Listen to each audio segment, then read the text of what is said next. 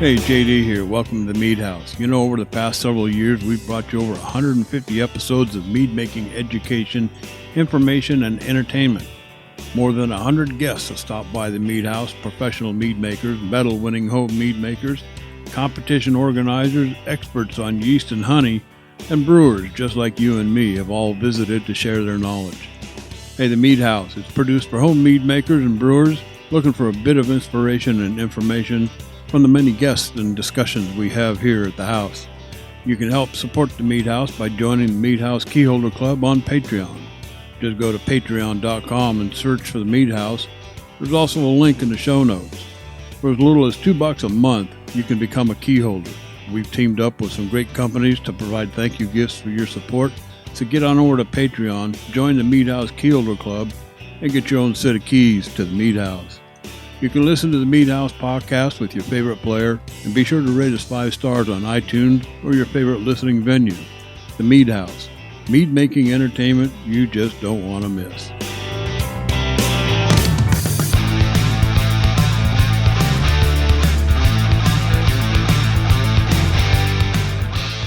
All right, hey, welcome to the Mead House, and thanks for listening to episode number 204. You know, the last time I was here, the house was white with blue shutters. Now it's barn red with green shutters. I don't know what happened, but what the hell. It just gives me something to do for the rest of the year. Hell, it'll take me that long just to repaint the shutters. Hey, Jeff and Ryan are here. Many thanks to both of them for holding the fort down for a couple of episodes when I was gone. We'll talk about that in just a minute. But again, Jeff, Ryan, you guys did an awesome job. Thank you so much. Great coverage and a couple of great episodes you guys put together. Hey, play locations. Hey, you know, the Mead House podcast, we can be found pretty much everywhere. The usual suspects include iTunes, Stitcher Radio, Spotify, iHeartRadio, YouTube, Amazon Music, and there's just a whole bunch of other places. They're all listed on the front page of the website, themeadhouse.com. Hey, in this episode, my trip, June 1st, up at 3 a.m. on the road at 5, 25 states, 7,860 miles, one brewery and one meadery later, we made it home on June 30th. I'll tell you about it here in just a bit. Oh, yeah. We found a new berry, huckleberry. I'll tell you about that in a little bit, too.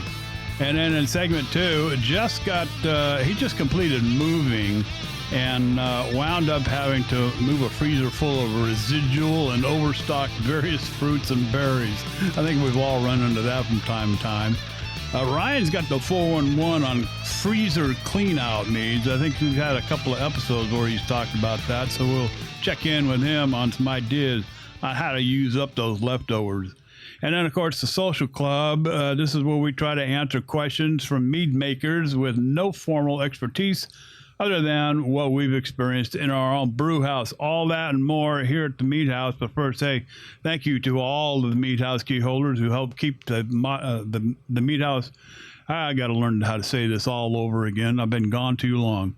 Thanks to all the Mead House key holders who help keep the Mead House podcast free. There you go. You too can become a Mead House key holder and help support the show for as little as $2 a month. We've got some great thank you gifts to send out to you, plus a listing of key holder only content. We just added a new one from Ash and Matt and the boys out at Sap House Meadery. You'll take a listen to that. Get on over to patreon.com or just search for the Mead House over there. Or the best thing to do is actually just click on the link in the show notes. Hey, what are we drinking tonight? On our trip, we were in New Hampshire, and they have their liquor stores there are like these big, like state, you know, like big, almost like a frickin' Costco, but it's all liquor. So we wanted to come home with something from New Hampshire. And so the wife is cruising along the wine, the local wine rack, and she spots this one called La Belle Winery, dry blueberry. And I poured a glass, so let's take a sip. Yep, it's blueberry, and it's dry. And it almost tastes like like a Pinot Noir. a very nice flavor, definitely blueberry, but it's got this. Hmm, hmm. It's very well balanced between the tartness and the sweetness of the berry. I don't know. I didn't do any research on this. How it just says local blackberries fermented in red grape style. So I'm not quite sure how they did this. If the berries were treated like grapes, all mashed up in a barrel, and let the natural fermentation take place, or whether they added a wine yeast to this, or how this was done. I have no clue, but it tastes pretty damn good. I suggest serving it chilled, as I have it in my glass now. The second, my second. Listen to this. Listen carefully. I don't know if you could hear that or not. That was me opening One of These Days. I was able to come home from Sap House Meadery with a brand new bottle of One of These Days. This, of course, is a mead that was aged for 2 years in a bourbon barrel. And Ash knows that this is one of my favorites. We talked about it a little bit when we was out there. This stuff is just flat out amazing. Oh my God, the bourbon just rises to the top. It just reeks of honey on the aroma.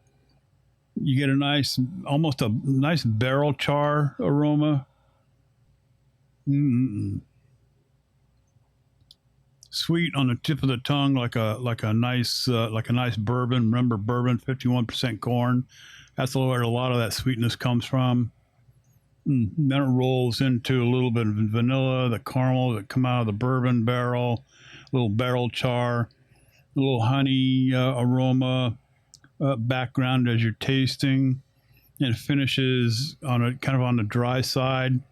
Doesn't leave you with any kind of residual, cotton mouth or anything like that. I mean, it's a very dry finish, and it's clean, very clean. This is I could drink this all night long. This is just amazing stuff. And Ash, thank you very much for sending a bottle of this stuff home with me. I'll drink it very slowly, I promise. Anyway, that's what I'm drinking tonight, guys. So Ryan, what did you put in your glass? Well, I don't want to break order here. We were in such a good cadence. I want to hear Jeff. Okay. Jeff, what did you put in your glass? Fair enough. So I have 2 bottles in front of me tonight. My homebrew is still packed. There is a lot of unpacking to be doing. So I've got 2 commercial products in front of me. One is a beer, one is a mead.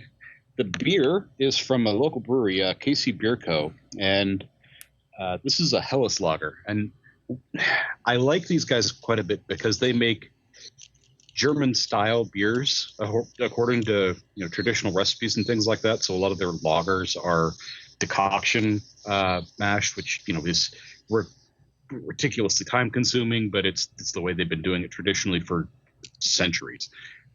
This is the Helles lager. It's a Munich-style golden beer. Very clean. Got a little bit of a little bit of a biscuity or a caramely note right on the finish. Hops are very light. It's a good summertime beer and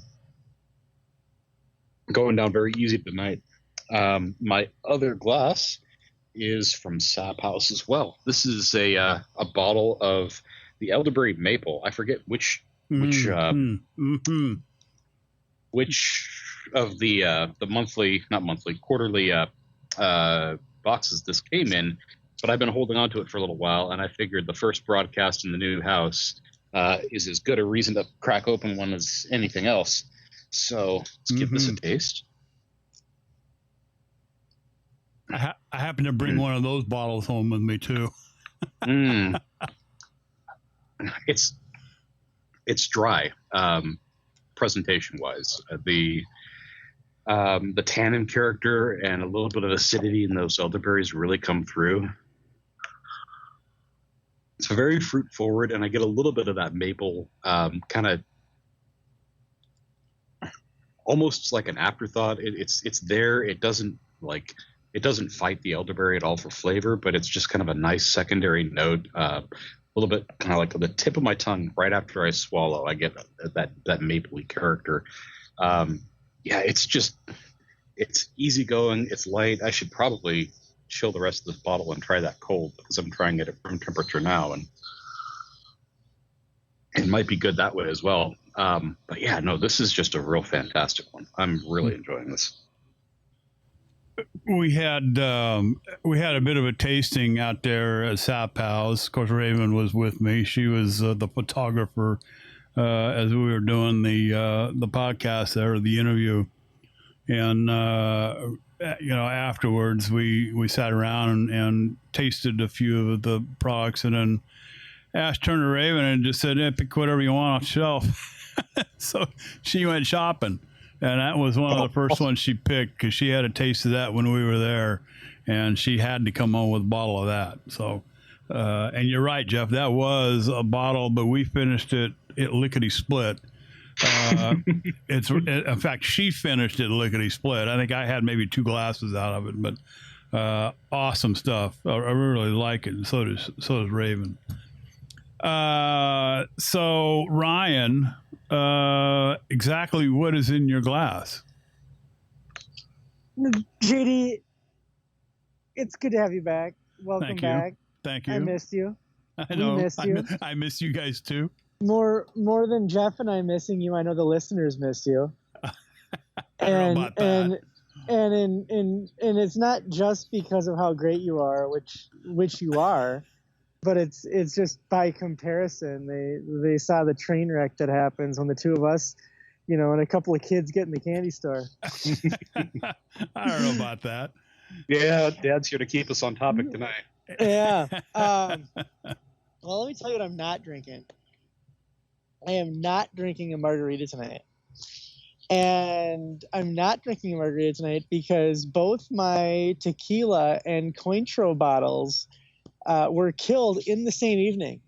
So I got this blank slate, this huge blank slate in front of me, and I don't know what to do with it. So I'm taking a minute, deciding what I want the second half of the summer, the cocktail of the second half of the summer to be. I thought the classic daiquiri might be the good one, but maybe we'll see. Who knows? I might go crazy, and it could be Blue Hawaii, but we'll come back and check on it.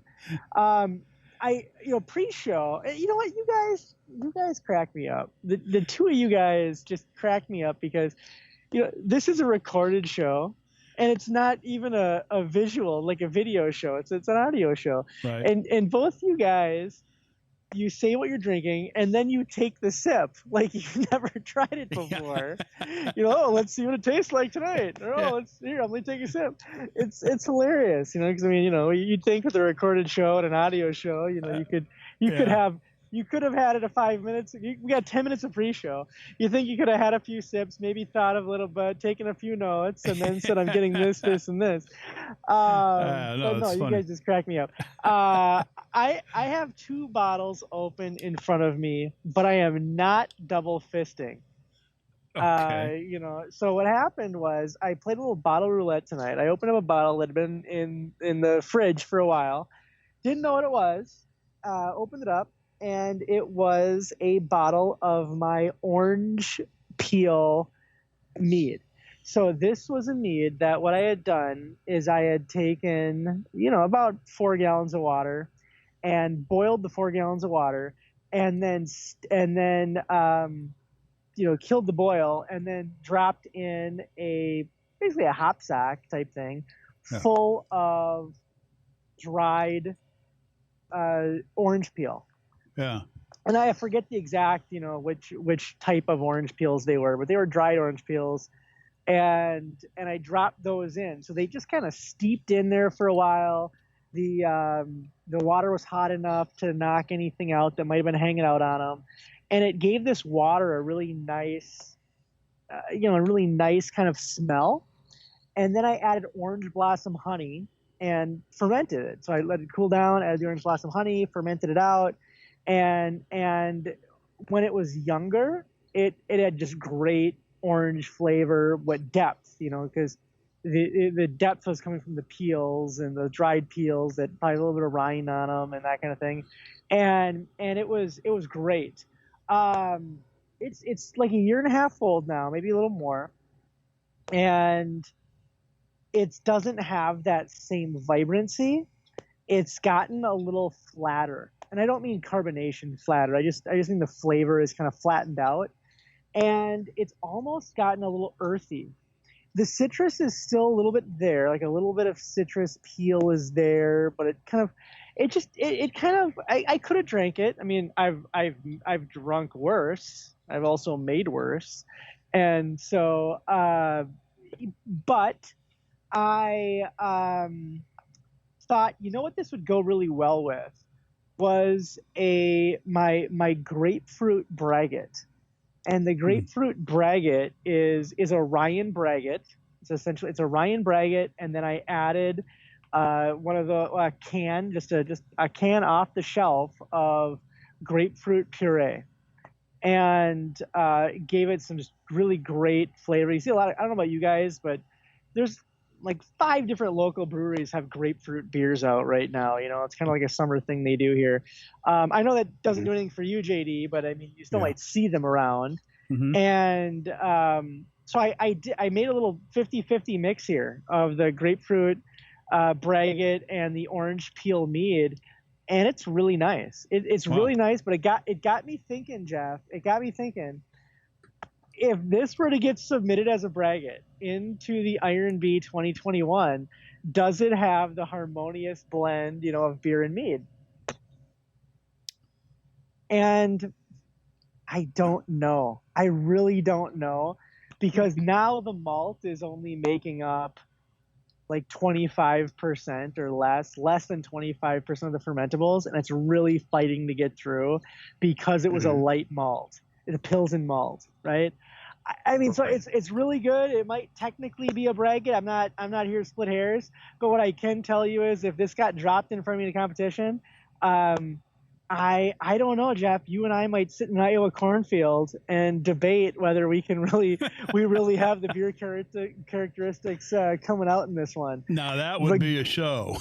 Regardless, yeah, and maybe we'll bring a recorder with us next time. Regardless, it is a fantastic evening. It's a hazy one here at Mead House North. It's a beautiful night, but it's a hazy night. A lot of wildfires up in Canada, and they are pushing the haze down to Mead House North. So it's going. I don't know. Come up with a clever name. Hazy nights. Fire Canada fire skies. I don't know, but it's a good one for this evening. There you go. All right. Hey, that sounds pretty good. Hey, well, again, welcome back to the show.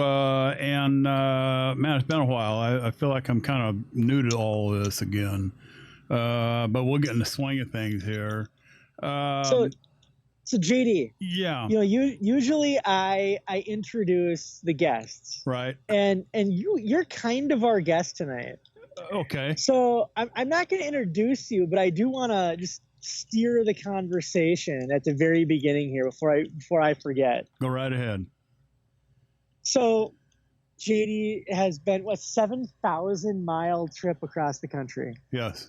And I put in the show notes, let's talk to the old salty dog about where he's been, who he met, and what he was drinking. And I know one thing you were drinking. I want to get you to comment on this right before you get into your story. There's around the country, there are regional takes on cocktails or regional drinks. Yes. And there's one very special cocktail that very special people get to try. And if you go about anywhere in the world, and you order an old fashioned, the first thing the bartender does is reach for a bottle of bourbon. Yes. except in Wisconsin. Except in Wisconsin. If you go to Wisconsin and you order an old fashioned, there is a 50-50 chance that the bartender will ask you, there's a 50-50 chance that the bartender is just going to reach for the bottle of brandy, or they might ask you, do you want that brandy or bourbon? The brandy old fashioned is a very unique Wisconsin only, take on the cocktail. It's commonly served at the Wisconsin Supper Club. If people are familiar with the concept of a supper club, right? But JD, you got to enjoy one of these brandy old fashions. I did at a very nice Wisconsin establishment. What was your take on the state of Wisconsin's take on an old fashioned? I don't remember. Gosh, I guess I can pull up Expedia and go back and remember the frickin' hotel, but my memory just isn't that long anymore. It was a nice place, and this was what we call a quick overnight. It was a long day drive getting into Wisconsin. Madison, Wisconsin, is where we stayed, and stayed at a really nice place. And we were both tired, didn't want to wander off too far for dinner.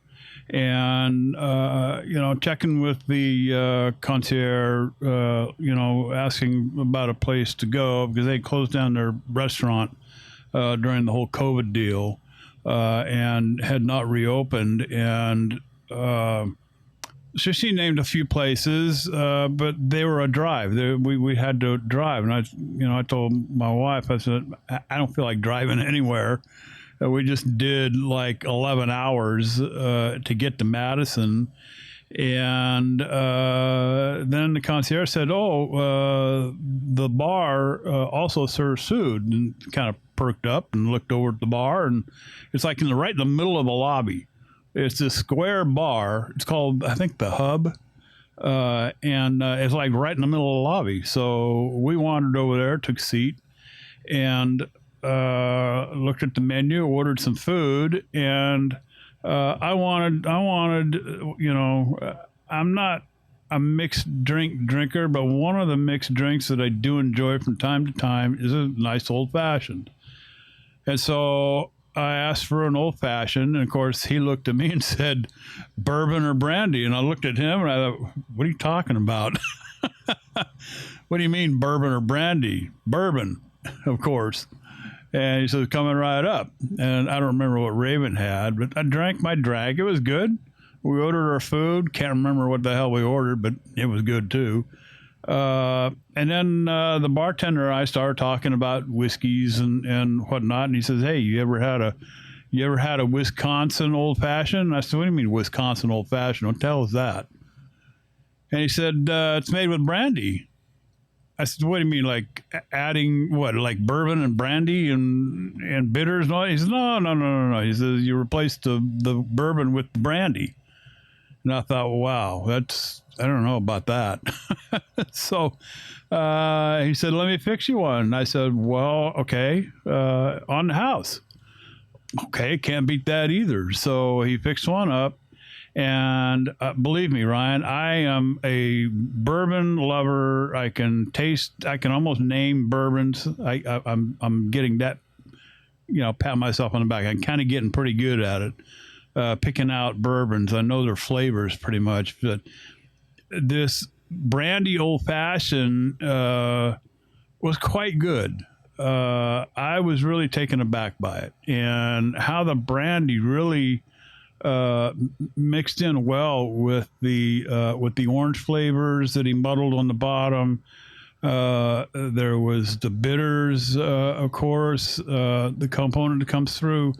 One thing that I did pick out, and I don't know, and I didn't get a chance to ask the bartender, but I got a sense of clove this taste of clove almost coming through. Now I don't know if what he had taken was a slice of orange, and he got the orange out of a jar. Now I'm wondering if because the wife and I talked about this afterwards, after we went up to our room, and I said, that old fashioned had a clove flavor, and I said, you know what? I'm wondering now if those oranges weren't put in a jar with a little bit of juice or water and a couple of cloves, but it was damn good. So I am eager to fix one here at the house, Ryan. I just need to find a decent brandy. I'm not a brandy drinker, so if you have any suggestions. I'm a lowbrow guy when it comes to brandy. A bottle of E&J is just fine for me. I suppose by the time you get bitters and bottle and orange on the bottom, I don't drink a lot of brandy straight. I usually go through one bottle of brandy a winter, and that's in my tea. Yeah. And I really love brandy and tea. In a hot toddy with a brandy. And I make my hot toddies with tea. Some people just make it with hot water, but I go through about a bottle of brandy a winter, in my hot toddies that are made with tea, and it's fantastic. But I usually just go for E&J, something like that. I'll give it a shot. It's JD. You might want to go a step above that. You might maybe like VSOP or something. You know what? I think what I'll do is ask my buddy down at Mission Liquor and get him to tell me. I'm sure he'll lead me in the right direction. A big thank you to the bartender. I wish my wife was sitting here next to me to remind me what his name was. Next time I travel, I'm going to have to take a notebook with me, or just get out the recorder and just, tape record these conversations. Because, after 7,000 miles in 30 days, I can't even hardly remember where we started. Next question. Well, just tell you said 7,000 miles, a brewery, a meadery, lots of places, lots of stuff. Yeah. We heard about the meadery. I think everyone's had a chance to listen to at least the podcast version of the interview, and then all of our key holders, of course, have access to the extended interview that you did with Ash. But what else are the key memories and takeaways? And I don't even think I heard about the brewery you stopped at.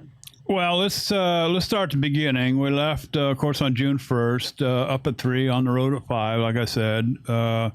And the first stay that we really enjoyed was in Gallup, New Mexico, at a place called El Rancho Hotel. This hotel's got a lot of history to it, built in the early 1900s. It was a home to a lot of celebrities back in the day, movie stars. That part of New Mexico, they filmed a lot of old Western movies down in that neck of the woods. People like John Wayne, Tom Mix, you name it, were tenants of the hotel at one time or another. So it had quite a bit of history to it, and so we really enjoyed staying there. And then from Gallup, New Mexico, of course, cross country. We'll skip over a few states here because they're kind of inconsequential. We didn't see much of them because we were 80 miles an hour and 11-hour days. So the whole point of this early trip was to get to North Carolina, Samora, North Carolina. And that was our first major stay for 4 days with my extended family there. Wonderful family, their 2 kids, and my pseudo granddaughter, Savannah. It was just a pleasure to be with them. A little bit of there's some. I'll put the link up in the show notes. I sent a link to Ryan and Jeff on 500px where I posted a few pictures. The picture I didn't get up there, unfortunately, and I'll put it up there here after the show, is a town of Milton. Now, Milton's like 4 miles from, if that, from Samora. and it's a town of about 860 people, something in that neck of the woods. Had a chance to take a private tour of the museum that's there in one of the original buildings in Milton. Now, you got to understand, Milton, and I explained this to my photo shooting buddy, Lou, that I go out with quite often here, that this town was so small that it's not even a block long, and most of the town is on one side of the street. There's like an auto shop, a city office across the street in one of the older buildings. There's a refurbished church, a couple of houses, and that's about it. On the other side of the street where everything happens, there's a restaurant, an antique shop, Aunt Millie's pizza place, awesome pizza. And thank you, Aunt Millie. And then right next to Aunt Millie's is one of the oldest buildings. Now, this town of Milton started in 1796, and it was incorporated in the early 1800s. And it grew like wildfire. Now, this town of Milton was destined to become the capital of North Carolina at one time. However, the city fathers all got together and they decided that they didn't want the railroad. And that pretty much put an end to Milton. After that, Milton kind of faded into the Dark Ages, and the town shrunk and shrunk and shrunk. Now, you got to remember, this is all agricultural, farming, lots of tobacco, and that's pretty much it. And a chance of being the capital of North Carolina kind of slid by when they didn't want the railroad, and so much of the town just kind of faded up and dried away. Very little of it left. But the building in the picture that I'll post up later on, that's at the end of the street, is an old theater, and it's just a shell of a brick building that's left. And it's one of the original buildings built in the early 1800s there in Milton. So it was a good time. Again, stayed 4 days there with my extended family. A personal note here, and pardon me if I get a little emotional. I think I'm kind of over that now, but one of the reasons for my trip was to take my dad and put him in somewhere where, I don't know, it's kind of hard to say. I needed some place for him to go where he would be happy the most. And my father was a tree guy. He loved plants. He was an entomologist and a dendrologist. He could name every frickin' tree he ever drove by, tell you all about it. So my mission was to take Dad to North Carolina to be with family and friends. And so we left him at a church called Red Hill Church. Now, this church is in the pictures that I'll post up on the link. It's called Red Church, and it's right there in Samora. And this church has got quite a bit of history. Now, this church was used by General Cornwallis in the Revolutionary War as his headquarters, and we're talking, back in the 1700s. So when he left, when he and his arms and his company left, they burned the church to the ground. And so after he left, they rebuilt the church. Well, it burned down 2 more times before 1920 when they rebuilt it. That's the brick church that you see there now. They call it Red Church. The original pastor is buried out back in the cemetery. And so we chose that place to leave Dad. He's in a nice grove of trees behind the church. I felt that, part of him would really enjoy being amongst the trees. Those are his friends. And so we left part of him there. And so that was a very important trip for us to make to Samora, North Carolina. Onwards to Connecticut overnight for a quick overnight, because we're on our way now up to Maine to visit with my younger sister up in Herman, Maine. And this place is like, I mean, you could put the whole town on a postage stamp. There's hardly anything to the place, but it's very nice. So we had a good time there. We also had a mission. My younger sister is also a photographer. I kind of taught her the ropes and gave her some of my equipment as I acquired new equipment and got her started. And so we had some early morning assignments that she had put an itinerary together for. Now I'm talking early morning. We were up at 4:00 in the morning and out the door by 4:30, and because we needed to get to our destination before the sun came up. And one of those pictures is Camden Harbor that you'll see on the link that I'll provide in the show notes. That was at, I don't remember what time the sun came up, 6 something in the morning. So we had a good time. My younger sister and I just pretty much shooting everything we could, try to shoot. So a good time there. And I'm trying to hustle through this. So from there, from Maine, and that's where I left the rest of Dad. It was important because my younger sister was Dad's favorite. She was a daddy's girl growing up. And so it was very important for me to leave the rest of Dad's ashes with Jeannie. And so we had a nice little private service there and left him in Herman. And so mission accomplished for me. It was a great relief for me because I know now that my father is happiest where he's at today. So very, very important. So good times with my younger sister in Maine. From there, it gets a little exciting now, okay? Not that the first trip wasn't, okay? This is where we go down into New Hampshire.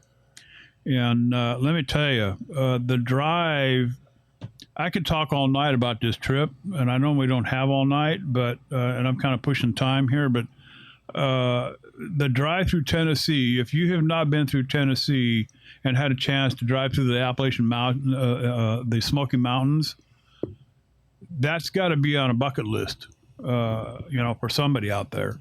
Believe me. I mean, I have never driven down highways where both sides of the freeway are just lined with green trees and green like you've never seen green before.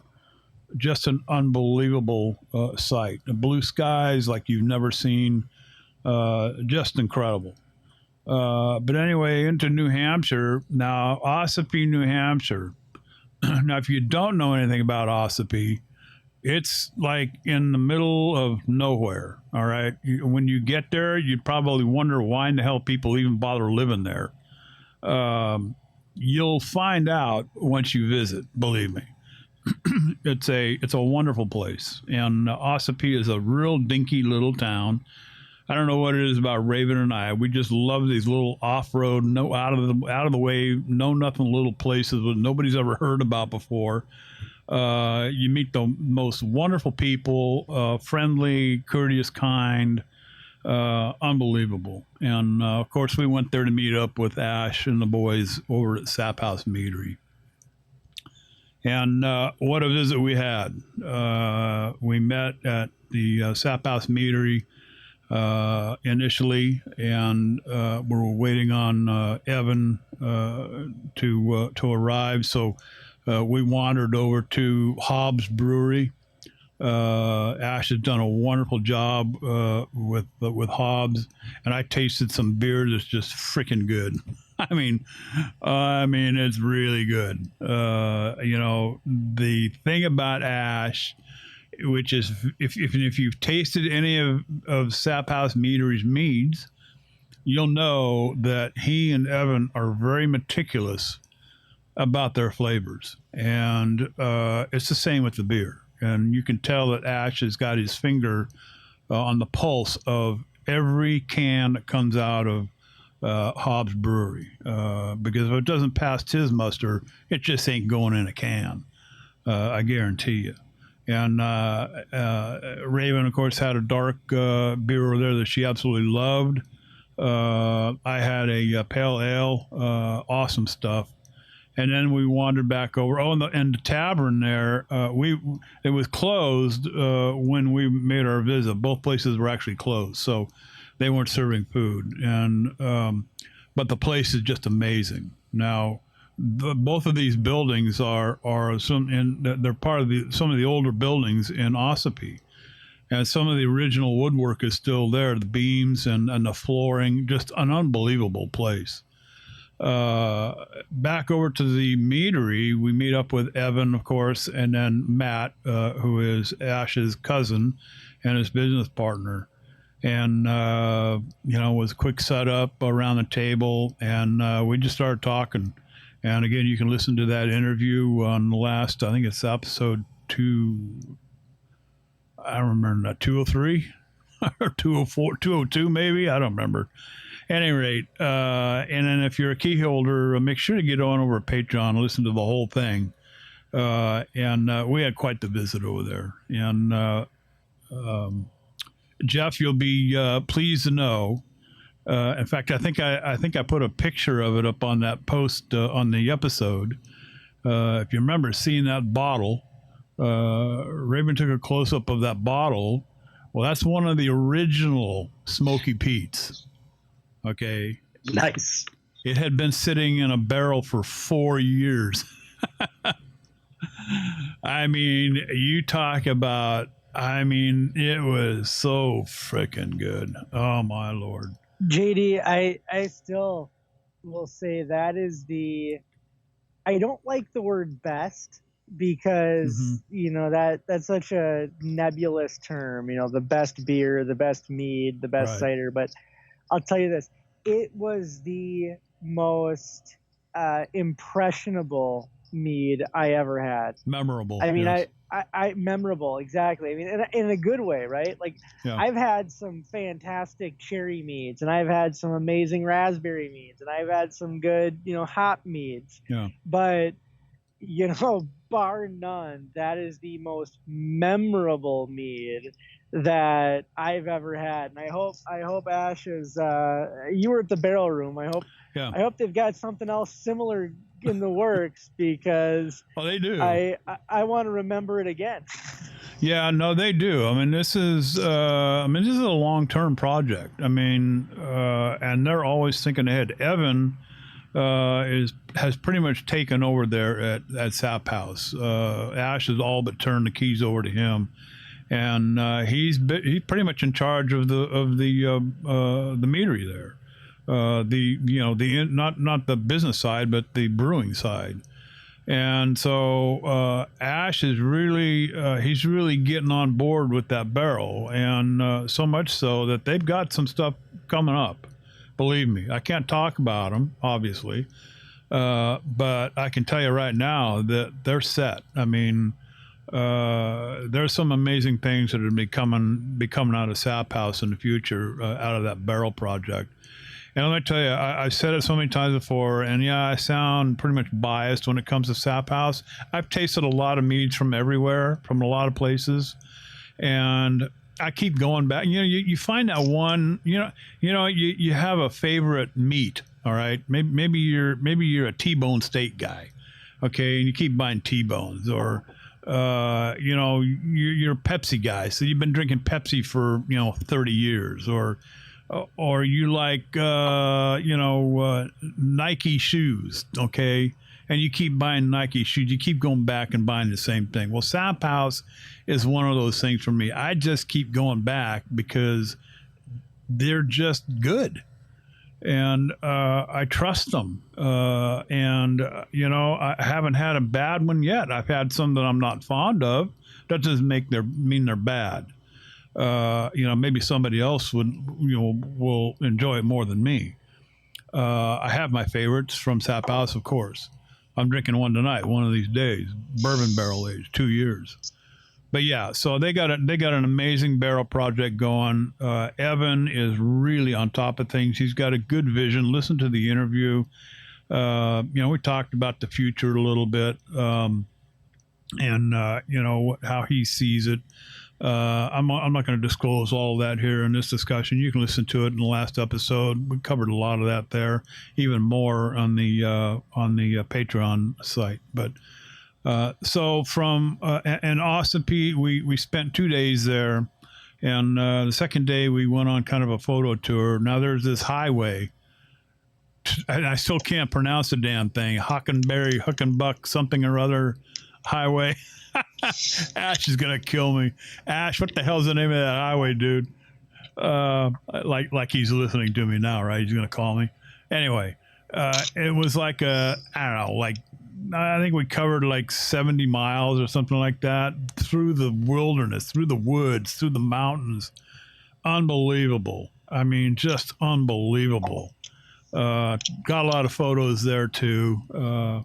And really had a good time in Ossipee. And I would encourage, in fact, we're actually going to go back and stay in Ossipee. We found a couple of little bed and breakfasts there. If you do some research on Ossipee and some of the surrounding towns. It's just an amazing place. Anyway, on the way towards Madison, Wisconsin, for our the other thing about all right, I got to talk to you about huckleberries, right? Oh my God! Somehow, somewhere in New Hampshire, it may have even started in Maine. We got hooked up to these huckleberries. And everywhere we went, it was huckleberry this, huckleberry that, huckleberry taffy, huckleberry wine, huckleberry syrup, huckleberry jam, huckleberry this, huckleberry that, everywhere a huckleberry. And it's like, what the hell is a huckleberry? I never heard. Well, what is a huckleberry? I never heard of huckleberries.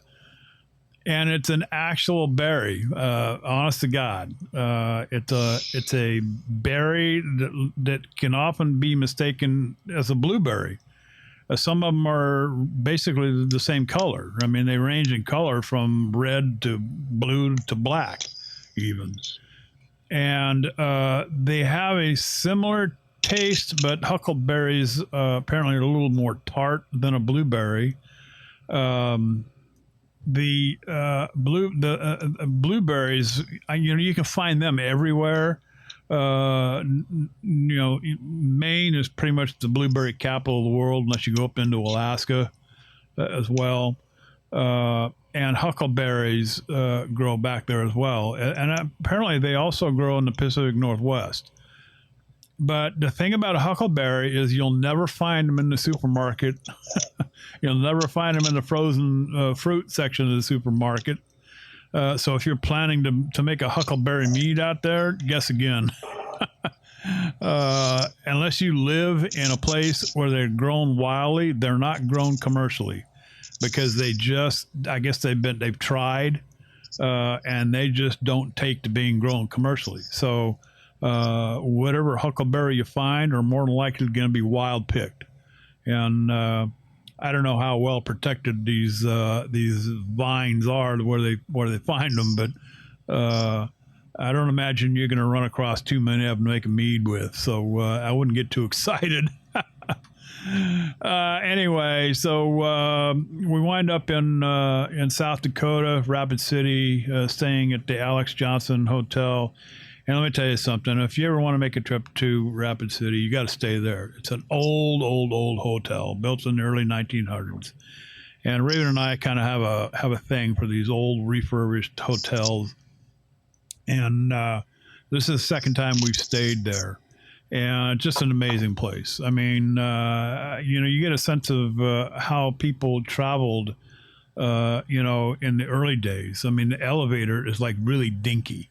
All right. It's really small.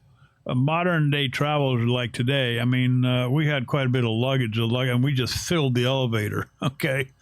Can you imagine? I mean, back in the day when you were, on a train or even in a covered wagon, because remember, we're talking turn of the century here, you probably had a little, a little bag and maybe a couple of bags, and that was it. That was easy. And then the rooms, of course, they're little dinky, little tiny rooms. You could not get a king bed in these things to save your life. So a queen is about the best you can do. The bathrooms, of course, have all been updated and everything, but they're kind of cool too because, porcelain sinks, porcelain tubs, even the tile, is old, tile.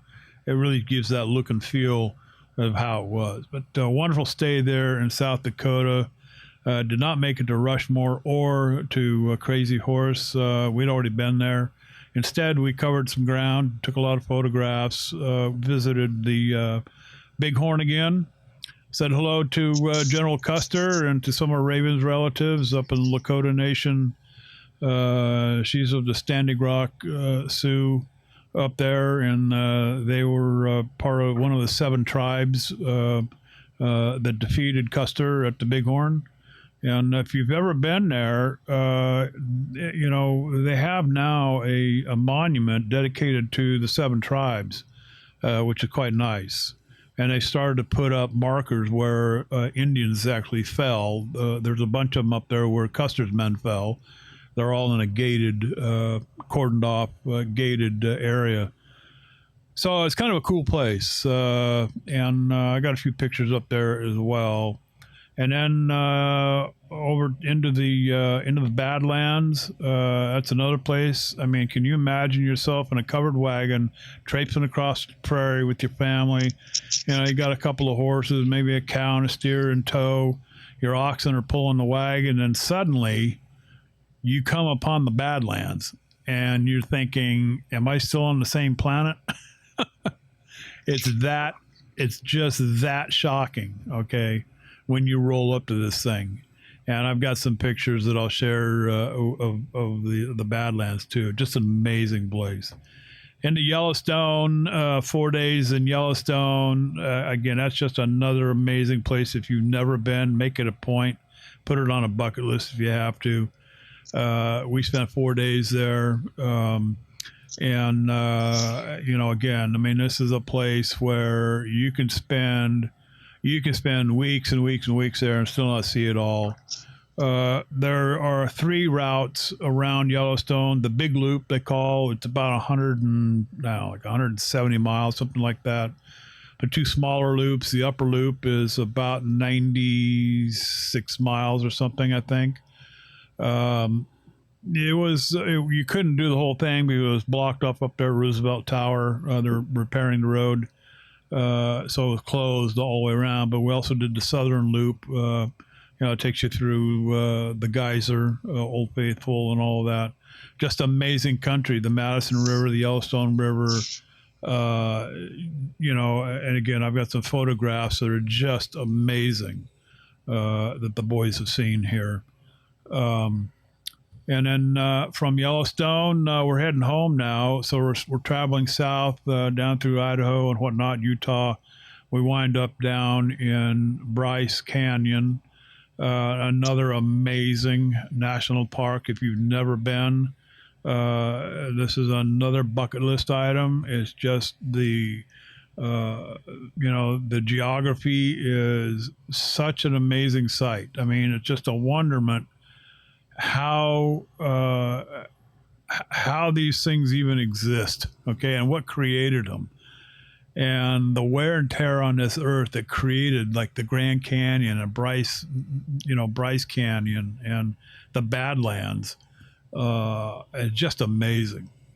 So, and then of course on home, so I'll finish it up right there. But like I said, 7,860 miles. 25 states, 1 brewery, and 1 meadery later. We came home on June 30th, and I think I'm just about over it. I'm still processing pictures that I took. I think I counted about 2,700 pictures, photographs that I shot. So I got a lot of work ahead of me, just processing and printing photographs. So it was a good time, guys. If you ever get the chance, please get on the road and see it. And I've gone way over time, guys. I apologize. No Well, no, worries. JD, that was great. We feel like we were on the trip with you. I mean, we missed you. Our fans missed you. Our listeners missed you. We know that. And you'll notice I said fans and listeners because we know some of our listeners aren't fans. But we feel like we're on the trip with you. So thanks for catching us up on everything you You did, bet. and what you saw. And welcome home. Glad to have you back. And excellent stuff there. Excellent stuff. Well, I appreciate it. Yeah. Yeah. Jeff, now you made a move too. Yep. Jeff made a move too. Yeah. That my move was about a half hour away, so not nearly as impressive as JD's, but That's it. we are still in possession of my house, the previous house. We're still working on getting that up and set up to sell here, but we did move into what will be our new house once all the bank details get settled and everything like that. And man, we did the big move this past weekend, and oh god, I am still exhausted from that. I'll bet. We got to moving day, and one of the last things you have to do when you move is get rid of all the stuff in the refrigerator and the freezer and get that into coolers so you can move that to wherever. And we had this big chest freezer that we kept, meat and frozen stuff and the usual stuff you keep in a chest freezer, right? Stuff you haven't seen in like 3 or 4 years. Sometimes, yeah. And we got to the morning of moving day and was like, well, this chest freezer is coming with us, and it's still full of crap. So I need to empty that out. I was going through there and like, man, seriously, about a third of that volume of chest freezer was just fruit I was holding on to for one reason or another. Some of it literally was 3 or 4 years old, and it just it hit the garbage can because no, it's Burned, even frozen. burned, That's yeah. probably past its time. Yeah. But I wound up with, oh God, so much fruit that I was like, man, I need to get back into brewing. And this is a perfect opportunity to just chuck something into a fermenter. And oh man, I think I wound up with something like 8 or 9 pounds of mulberries from the tree in our backyard. And that might be a 3-gallon batch all by itself. I've really enjoyed mulberry meats in the past, and make one last one with those, that harvest could be good. But then I had something like, 2 or 3 pounds of raspberries, a pound of cranberries, another 2 pounds of blackberries, one of those 3-pound, the mixed fruit you get at Costco. I think it's like strawberries and cherries and blackberries or something like that. And then, geez, no joke, probably 9 pounds of blueberries, various varieties and stuff like that I saw on sale and went, oh, I should get some of those. And I got to thinking, man, I need to pull a Ryan here and do a freezer clean out meet because I've got a freezer I'm cleaning out. There you go. And I'm like, oh, okay. So, I'll take some of these raspberries and some of these blackberries, and I should go to the store and get some of that black cherry juice I like. That would really add a little sweetness, add a little character to that. And I got to thinking of all the different things I could do with some of these different ingredients and went, wait, all these different recipes I'm creating in my head involve me going to the store and buying more crap to use the stuff I've already got. Funny how that works. Huh? What the hell is going on with my head? So I thought it would be fun to talk to Ryan because he is a veteran at the fridge and freezer and pantry clean out needs, and kind of get his take on this. Because I mean, if I don't know, Ryan, do you fall into this trap when you're doing your clean out needs? You figure out you need more ingredients than you've got in front of you. How do you approach that? Me, no, but I can see how other people can. The point of a freezer clean out mead or a pantry clean out mead is to use up the ingredients, is to use up those ingredients. It's, the only things you'd have to buy are, let's say you're making a braggot and you say, oh, I don't have any hops, but I need a few hops for this. Or a pantry is generally more of a beer braggot because that's where like the grains are. But anyway, it doesn't have to be. It doesn't have to be. In the freezer clean out, it's usually a melomel, right? That's all the fruits are in there. And the point is, you clean it out. The only things I'd say you should have to go to the store to buy is, if you don't have any yeast. If you don't have any yeast, go to the store and buy some yeast. But other than that, the point is really to do a clean out. So I look at everything. So I go into the freezer. Let's just, because you said freezer, so let's talk about the freezer and say, I got, couple of freezer bags here full of cherries because a neighbor down the street has a cherry tree and they gave me some cherries and they froze some cherries for me to I got a third of a bag of blueberries and I had some raspberries off a bush and maybe some rhubarb this over here and I got into smoothies. I was going to get real healthy. I remember a New Year's resolution. I was going to get real healthy and make smoothies every day, and I still got half of a 5-pound bag of mango for the smoothies that I Valentine's Day came around and I was out of the New Year's resolution already. Mm-hmm. So, the point is now there's a couple ways to look at it. Number one, if everything is not in opposition, right? You don't have things that are. I'm trying to think here. You might not. JD was talking about clove and oranges earlier. That's a good mix, right? But you might not throw garlic and rhubarb together. Sure. So. But if things that do go well together, right? Like I said, blueberries and raspberries and cherries and maybe even rhubarb, you don't have to overthink it because your point is what you're trying to say is I'm trying to get rid of everything. So the one school of thought is to say, okay, nothing that's going to be in conflict with any other ingredient, we can just put it all together. I got 15 pounds of frozen fruit. That's what I'm going to use, 15 pounds of frozen fruit. And you think about it that way and you start there. The other way to do it, and this typically happens on the pantry clean out side, is where you say, well, I got some of these grains, some of those grains, some of these things, and how do you, some of these hops, and you work it together in a little bit more of a recipe. But on the freezer clean out side, it's a little more. The goal here is to get the space back. Mm-hmm. And so again, mangoes, sure, rhubarb, sure, blackberries, no problem, cherries, get in the back, then back. I mean, like, come on, come with me here, and you get everybody together, and you just say, okay, let's do it, and you use your Lalzyme or your enzymes on it. You throw your honey in there, you throw your yeast on there, and you let it rip. And really, what you're trying to do is, is it gonna be super sharp and crisp? Probably not. Are you gonna sharp corners on it? Oh, I'm getting mango and cherry and raspberry. Maybe not. It might be more of a muddled fruit. Like I said, I've talked to Steve Piatz about this, and Steve Piatz said, just mixed fruit mead. Just call it a mixed fruit mead. I've done plenty of those. And so, the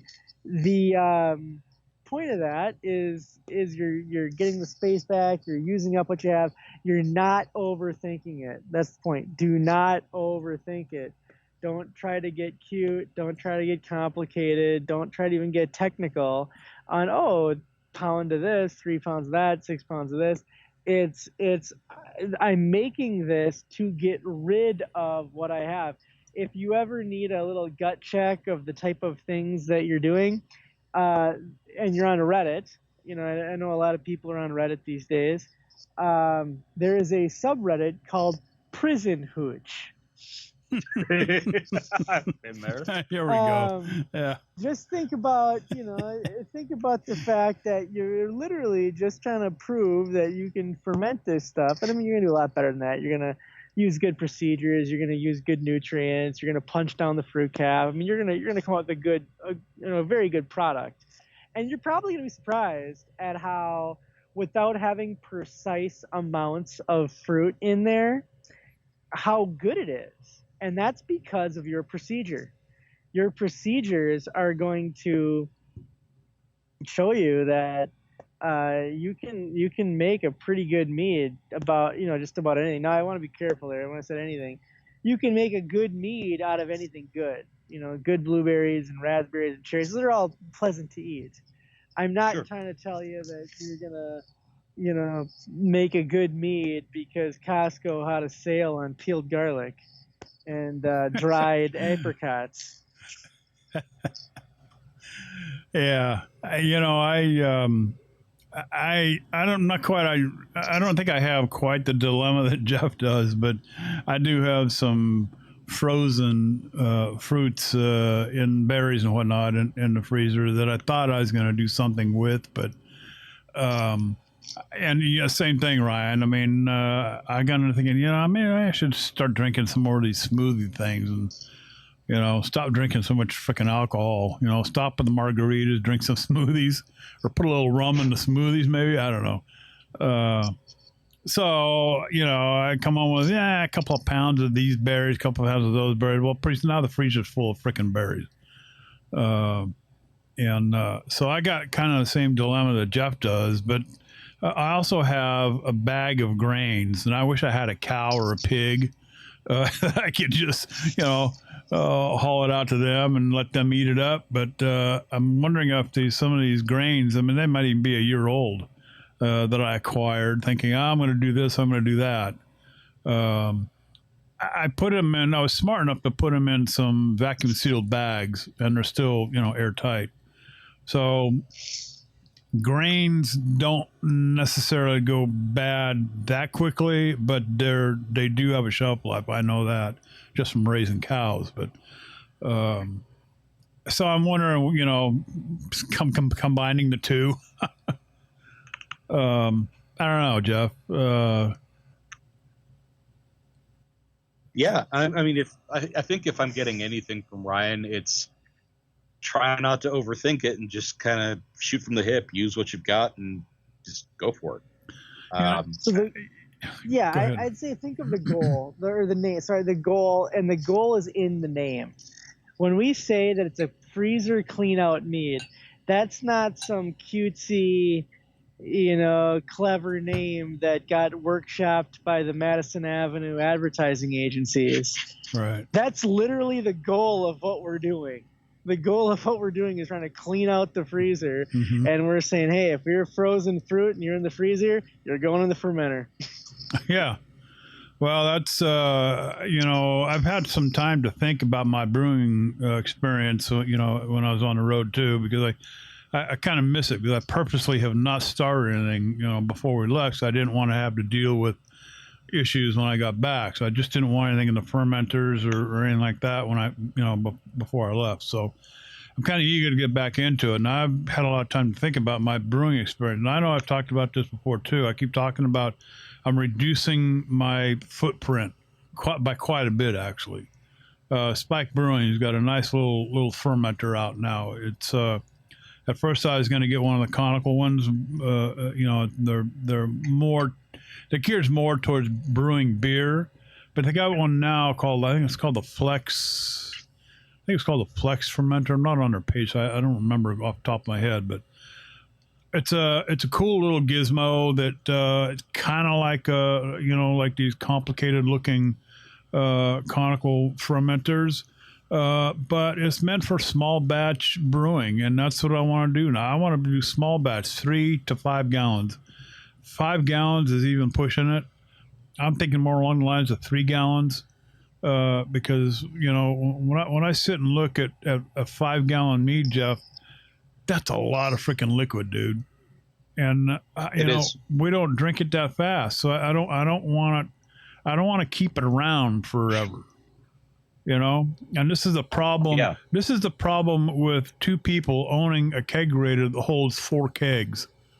Okay, with 4 taps. You can only invite the neighbors over so many times before they get boring. Anyway, well, I wish you luck, Jeff. Let us know what you turn up. Yeah, we'll definitely have an update on that probably within a couple months as I have something to taste here. Yeah, absolutely. Before the night gets on here, we need to tackle one of my favorite segments of the show here, and this is a social club. I kind of miss it on the road. Now, you two guys did a pretty damn good job. I did listen to. I had to run the edits, of course, on the ones that you guys did, and you guys did a pretty damn good job, I must say. So this is kind of a cool segment, and I think our fans, our listeners, get a kick out of it too. And I hope it's a benefit to those that are listening. I know we've had some emails in the past on it. And of course, this is where we try to answer questions from all you folks out there. None of us are experts at this, but we do have varying degrees of experiences in our own little brew houses. So, and that comes from making mistakes along the way, learning the ropes, and talking to people, and listening to your own damn podcast sometimes, taking notes when we have guests on. And just dealing with it. I mean, it ain't all going to come out right the first time, so do it again and do a better job.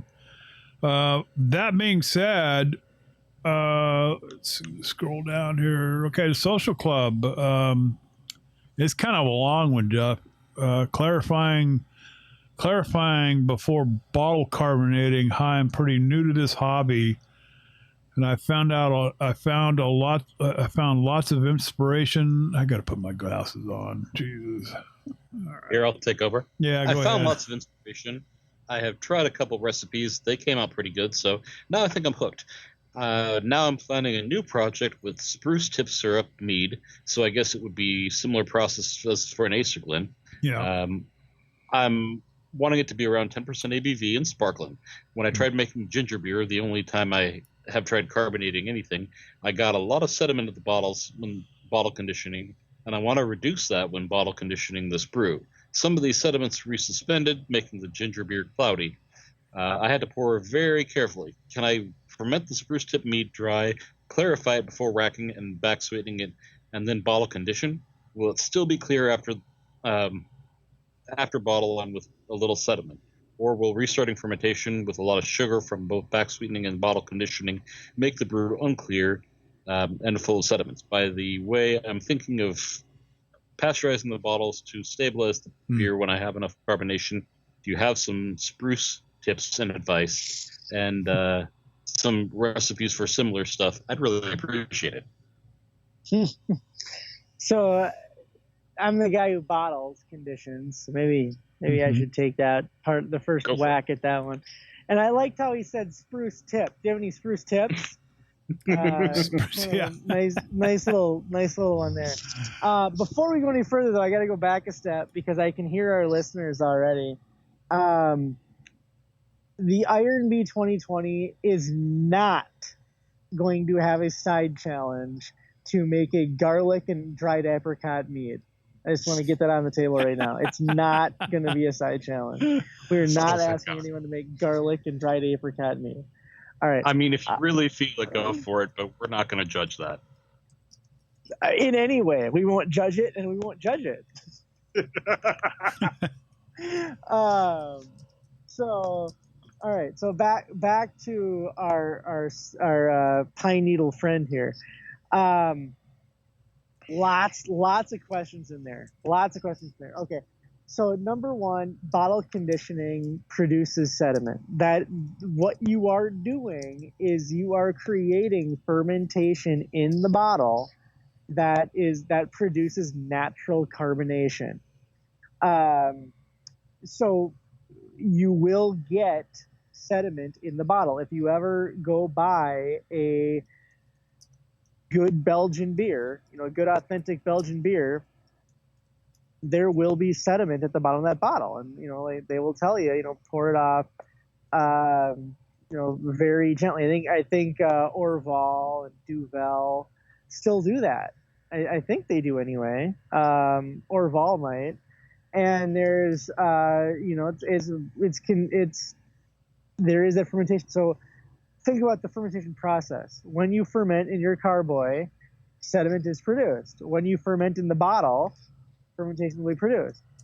You don't need to clarify before you bottle condition, because I can make a really crude analogy here. But the point is that you're wiping away something that you're just going to restart. The proper way to do it is make sure that fermentation is complete. Wait for fermentation to be complete. If the yeast is only of a, let's say you're making a braggot here or something, or you're using a beer yeast, it might only have low attenuation or medium. It might leave a lot up there. If you are using a wine yeast, a lot of those pack really nice. They do pack pretty clean. So then you'd go into your bottling bucket, you'd add your sugar, and then go into your bottles and do that. Now, you let them go. They take between like 2 and 4 weeks to totally bottle condition and settle out. You can use other yeasts that are specific to bottle conditioning. So a lot of guys will use, and ladies, EC 1118 that packs really nice. There's also a beer one. It's called like cask conditioning. I think it's like by Danstar or Lallemand or something. And it's specifically made for bottle conditioning, that it creates a really tight packed sediment. And so that when you pour, it's easier to pour off and it clears out nicely in that. Also, if you're drinking them cold, putting them in the refrigerator, straight up and down, will allow them to, clear, be nice and clear for you. And you want to pour nice and gentle. But what you're talking about is the nature of the game when you bottle condition. There's no getting around bottle conditioning having sediment in it. And there's no getting around having to pour it gently and that, because by definition, you're creating fermentation and sediment will be produced. Now, the next thing he said was pasteurizing. I would be really careful about that. Yes. Jeff has also talked about being really careful with that. He can talk more about that. The best way to do this is if you have your measure it out, 10% is where it's going to end. Your meat is done, right? It's terminal gravity, it's 10%, it's dry, and then you are pretty dry, and then you're adding your sugars on top of that to get it to go. I mean, you add, if memory serves me correct, when you bottle condition, you add about 0.5% ABV, roughly 0.5%, ish. By bottle conditioning. And so, you want to make sure that you do not want to bottle early, or you will create bottle bombs. I mean, go back and listen to, 10 episodes ago when I talked about throwing a case away because I created grenades, with, trying to rush it and not being triple sure that fermentation was done. So be careful with that. Now, here's the last thing I'm going to say, and what trips up a lot of people. They want something sparkling, and they want something sweet. Mm-hmm. That's a tall order, my friend, because that means that you still have sugars in the mead. And if you still have sugars in the mead, it's going to be very tough to try to bottle condition to terminal gravity to provide you the bubbles, but not create a bomb and go from there. And that's where I think maybe this listener is talking about bottle conditioning. I'm sorry, pasteurizing. Like, once it's where it is, can I just bottle condition it? And then it'll be as sweet as I want it to be and as sparkling as I want it to be. That is tricky. wear a welding helmet and Yeah. you know, Flak jacket. and an iron worker's apron. Yeah. You Right. know, I mean, when you're doing that kind of work. That's kind of my quick overview, or maybe not so quick overview. I just, Jeff, or JD, your thoughts? yeah, I just have an alternative to the whole bottle conditioning thing. I mean, and this it just popped into my head when Ryan was talking about, you know, the left. I mean, you know, you're looking for something carbonated. You're looking for something sweet. You're looking for something, you know, at 10%. I mean, so what are the chances, right? Try kegging.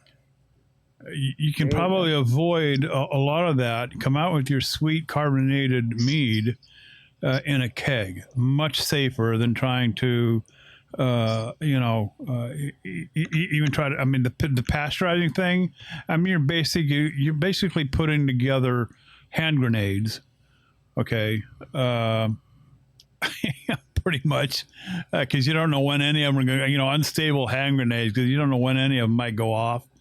So keg, throw it in a keg, carbonate the keg. It's that simple, you know, stabilize it, back sweeten it, or, you know, maintain your 10%, back sweeten it a little bit, carbonate it in a keg, and then serve it up in a glass. I mean, that's would be my only input. Moving on. Yeah, no. Go ahead, Jeff. To piggyback off of that, yes, I think force carbonating it and bottling it from there after you stabilize it and back sweeten it, much safer alternative. The other one I would throw out as a possible safe alternative. I've not tried this myself, but I know I've seen some people playing with erythritol as a sweetener that does not ferment, or generally does not ferment. That might be a way to retain some sweetness while still safely bottle carbonating. Pasteurizing seems like a really bad idea, especially if we're trying to leave residual sugar, but also bottle condition. Because I don't know if you guys have had the experience with bottle conditioning that I've had sometimes, where it feels like something didn't quite get mixed, or they kind of just go at the inconsistent rates, where you have one that's a little flat and one that's super bubbly or gusher. That has happened to me a couple times with bottle conditioning, and you know, it's kind of that an exactness that I'm willing to accept as a home brewer. But when we're talking about taking that and then pasteurizing it again on top of that, you know, I think it's Bernoulli's principle, where if you increase the temperature and you can't increase the volume, you're going to increase the pressure. When we're already talking about something that's under quite a bit of pressure just because of that bottle carbonation. How does Murphy's Law work? Shit happens and it will. How do they say that? If something bad can happen, something, yeah, it will. Or if you want to go back to one of the classic movies, Coughlin's Law. Coughlin's. It's a reference from the Tom Cruise classic Cocktail. Okay. Here's what I'll tell you. JD is 100% right. Keg it. Yeah. That's what you want to do. Yeah. Easiest way. Easiest way to do it. The other thing, well, here's the other thing about kegging too, because remember, part of this was about the sediment in the bottom, right? All right, I don't have. Gosh, I should have read this and prepared my notes specifically for this question, because I don't have it in front of me, and I don't know if you guys remember what the hell the damn thing is called, but I have it in all of my kegs. It's the clear beer system. Clear beer system, exactly. Now, you don't have to worry about sediment at all, because the clear beer system actually siphons off the top of your keg, not the bottom. And so, so this whole thing could be really easy, okay? Really easy. If he just put it in a keg, got a clear beer system, don't have to worry about the sediment at the bottom, don't have to worry about bottle bombs, don't have to worry about, just stabilize it, back sweeten it, keep your 10% there, figured out the numbers and whatnot, so don't go overboard, and it'll be just fine in a keg. Anyway, that's yeah. you're absolutely right. Clear beer is I still don't keg, but everybody that I know, I talk to, and I do recommend clear beer because I know you and Josh Mahoney's got a clear beer. Yep. And both you guys have said you loved it, and so I tell people, well, pick up a clear beer system. So I recommend it because based on the love of it that my friends have. Now, here's the other thing: is Jeff, you mentioned something that I just want to touch on before we move on. About the inconsistency of carbonation in your bottles. All right. I've heard of that before and have experienced it before from other people. Now, is every bottle going to be 100% the exact same? Typically when you bottle bottle carbonation is done in volumes. So, 3 in the, or 1, 2, 3, or 3.3, 3.2.4, that kind of thing. Is every bottle going to be the exact same carbonation down to the 100th? No, probably not. 2 things to help you mitigate that. Number 1, the higher the level of carbonation, the less the perceived variance will be.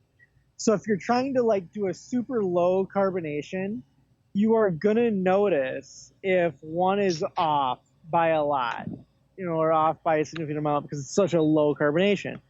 If your goal is 3 volumes, you're probably not going to notice quite as much if one's at 2.8 and one's at 3.1, or something like that. Sure. Okay, so higher carbonation will mitigate against some of the variance. Number 2 is how you're doing it. Now, the way I do it, and I believe I get pretty consistent bottles. I'm self-reporting that fact. Is you put the hose. The way I do it is I put my priming sugar mix in the bottom of my bottling bucket. So empty bottling bucket, clean and sanitized bottling bucket. Put my, let's say I'm using corn sugar for just to be boring. Corn sugar boiled in water, cool a little bit. That mixture that basically, goes right into the bottom of the bottling bucket. Then I take the hose and I'm going to, rack from the Carboy or the bubbler, Big Mouth bubbler, into it. And that goes right into the bottom, so now what happens is as that is racking in, it's not splashing. It's not that, but it's mixing. I mean, it is mixing all of that stuff up. And, and now when I then go into the bottle, I don't take a paddle and stir it around or anything, but just by that racking, it kind of will mix enough that the bottles are very consistent. So it's simple, but I could see how, just the placement of the hose could change things. So kind of like a Cadillac margarita. I know I brought it back to margaritas and I apologize, but it's kind of like a Cadillac margarita. A Cadillac margarita is, what makes a Cadillac margarita is when you float the Grand Marnier on the very top of the margarita. It's not mixed in. It's called a float. You need to consult a bartending guide or a bartender's guide on what a float is. But you're literally just gently pouring that Grand Marnier so it kind of sits on top of the margarita. That, versus putting everything in a shaker and shaking it up and then straining it, into your martini glass, because as we learned in the last couple episodes, you should try a margarita straight up. You should please. Would you please tell that to my wife, Raven? Raven has this habit of taking. I mean, she'll order a Cadillac margarita, and they'll bring the little bottle. Okay, sometimes they'll even open it, and somehow they turn it upside down in the glass. without it all coming out. And when you pick the bottle up, of course, it all runs out. She has a habit of taking her spoon or the straw and just whooping it all up. So I keep telling her, no. I love Raven. I mean, I love Raven. So like I used to say when I was a wine tender, a bartender at a wine bar, people would ask, what's the best wine? And I'd say, well, the best wine I have is the one you like the most. The one you like the most. So if that's the way that she likes it the most, then that's the best way to drink it. But I would recommend trying it the original way, trying it with the float. So anyway, all I was trying to say there is, yes, there are differences, right? Depending on, it might be a very simple thing of like, where the hose is placed in the bucket could absolutely, cause differences in the mixture of your, now priming liquid and your, braggot or mead or beer or whatever it is. So, but by just taking a couple of very simple checks, basic procedures, you can pretty much ensure that, of course, there's going to be some variances, bottle to bottle, but they don't have to be noticeable. I mean, maybe in the lab they can detect it, but, Joe six-pack, just cracking one after mowing the lawn, it doesn't have to, there should be no discernible difference between, two bottles poured side by side. I can go on and on and on about talking about margaritas. But anyway, hey, we're gonna end it right there. That was quite a discussion on this deal.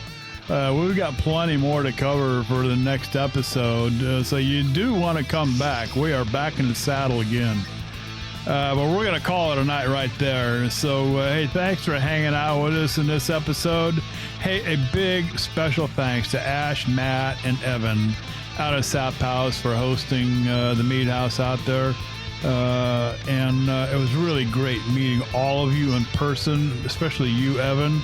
You got a hell of a program going. Just keep it up, son. You know what the hell you're doing. Whatever you're doing, the things that you're doing out there are just amazing. And I know you got some things coming up that we're not going to talk about. We'll wait for you to do that on the show when you come back. But hey, you want to get on the show? It's easy enough. All you got to do is let us know what you're brewing. You can email us info. See, I've been gone so damn long. I need to hire somebody else to do all this for me. info@themeadhouse.com. Email us info@themeadhouse.com, or just send us a message on that Facebook deal or the Twitter thing, both at the Mead House, and then we'll set up a date, have Ryan talk to you, and get you on the show and talk to you about your brewing projects. So in the meantime, hey, happy mead making. That's going to be it for this episode. Ryan, flip the lights off, and who in the hell painted this goddamn thing barn red? Anyway, the green shutters is what bothers me the most. Jeff, slam the door shut. Hey, we'll see you on episode 206. We're done.